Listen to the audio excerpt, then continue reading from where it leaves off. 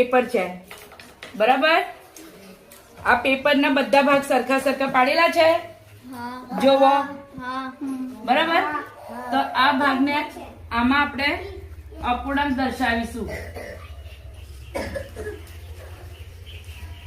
चलो અહીંયા વર્તુળ છે. चलो પાંચમા બોલો આ વર્તુળના કેટલા ભાગ છે? 4.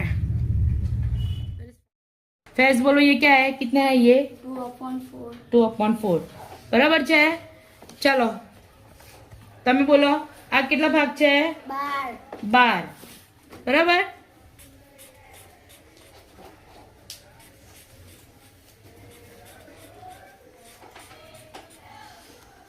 કેટલા ભાગ મેડમે કવર કર્યા છે? કેટલા ભાગ કવર કર્યા છે? 6. તો કુલ ભાગ કેટલા છે બેટા આપણી પાસે? 12. તો 12 ક્યાં લખાશે? નીચે બરાબર. અને ઉપર કેટલા લખાશે? 6. Very good. તો હવે હું તમને એક વસ્તુ કહેવાનું કે બે જે ઉપર જે સંખ્યા હોય તેને અંશ કહેવાય. શું કહેવાય? અંશ. ને નીચે હોય તેને શું કહેવાય? છેદ.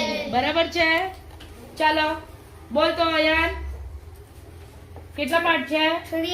3 पार्ट है बराबर. चलो बिलाल આનો જવાબ હું આવશે બોલો, લખીને આપો મને.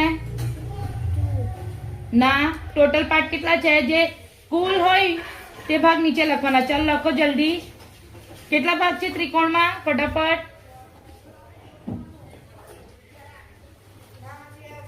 ને ઉપર કેટલા ભાગને કવર કર્યો છે આપણે? 1. Very good. લખો ચલો. શાબાશ. चलो रूहा 3 भाग ने कवर करो. आना करो चलो.